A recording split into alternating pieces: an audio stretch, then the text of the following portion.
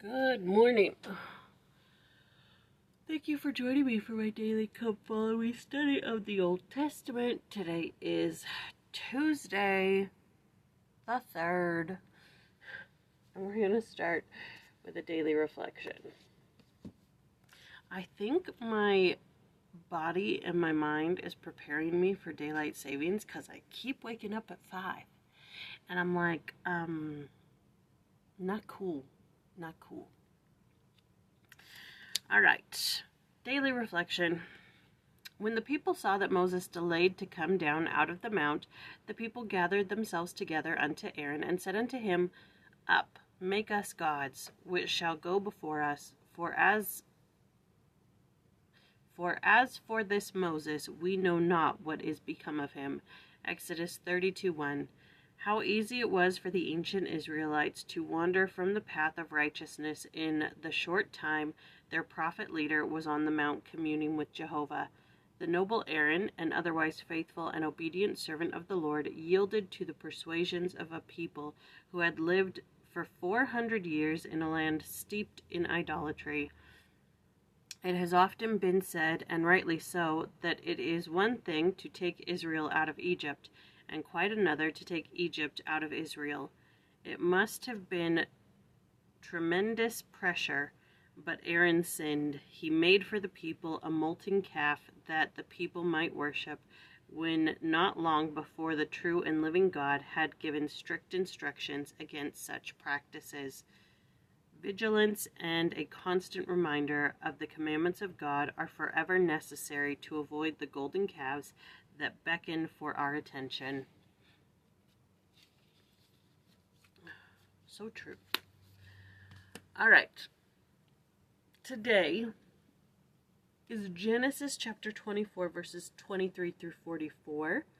But after I was done listening to them, what happened in these verses is Rebecca goes and she gets her brother, and he comes out, Laban, and he says, what's going on? And the servant of Abraham says, I am Abraham's servant. I would like your sister for his son's wife. And he says, come into the house and tell us the tale. So in verses 23 through 44, it's just him recounting what just happened. Literally, it just happened in verses 1 through 22. And then in 23 through 44, it retells it almost word for word. So I was like, that's not going to be a lot to talk about. So let's finish out the chapter. So then in 45 through 67, he says, I need Rebecca to come with me now. And they're like, no, let her stay like 10 days with us. And he's like, seeing as the Lord made this happen, let's not postpone anything and let her go with me now. And Laban goes, well, let's call her and ask her if she wants to even go. Which, come on now, shouldn't that have been the first question? Anywho, they call her. She says, I will go. They go. Isaac is in the field. He sees them coming. She notices Isaac. She asks the servant, who is this person? The servant says, that's Isaac. She veils her face. She's taken to the tent of Isaac's mother, who at this point I believe is dead. We already talked about her dying. And she becomes his wife, and they live happily ever after. So that's the rest of chapter 24.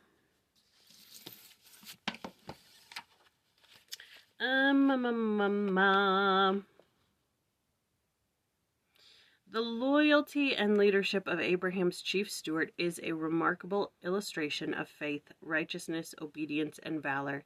His successful mission to obtain a wife for Isaac assured the continuity of the covenant lineage.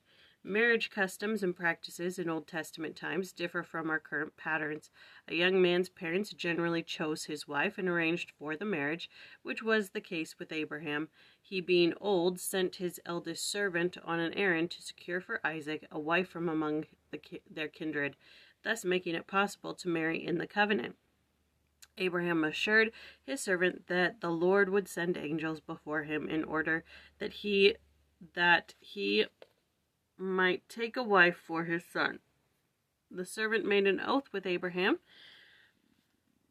Yada, yada, yada. The account of how Abraham's chief steward obtained the hand of Rebekah for his master's son is remarkably complete. He demonstrated all the qualities of stewardship that a servant of the Lord in our day would do well to emulate: allegiance, resourcefulness, prayerfulness, faith, thoroughness, strict obedience to commandments, thoughtfulness, gratitude, unwavering devotion to the cause, and wisdom. This attitude and devotion is the example for all those who have stewardships, and this includes all of us, especially parents who are guiding their children to marry in the temple and honor their birthright. And then it talks about Laban, which Jacob comes, marries his daughters.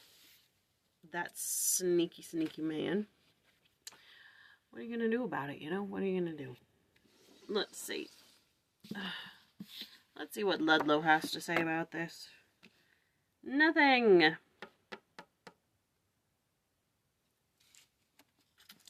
Says nothing. Okay, so because we finished out chapter 24, tomorrow will be chapter 25. And tomorrow's Wednesday, which is the day before Hannah comes home, Thursday. Okay, I'm so excited. I'm so excited. Everybody's so excited.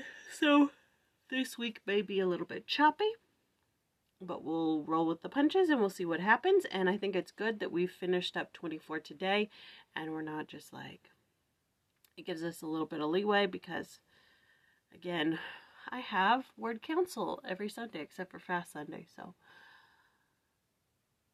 it's all good. All right. It is the 3rd.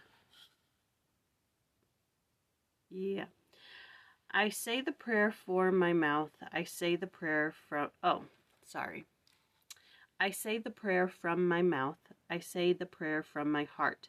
I say the prayer to thee thyself, O healing hand, O Son of the God of salvation. To give praise to thee, Jesus, Lord of sea and of land, Lord of sun and of moon, Lord of the beautiful stars, O God of the weak, O God of the lowly, O God of the righteous, O shield of the homesteads. Thou art calling upon us in the voice of glory, with the mouth of mercy of thy beloved Son. O may I find rest everlasting in the home of thy Trinity, in the paradise of the godly, in the sun garden of thy love.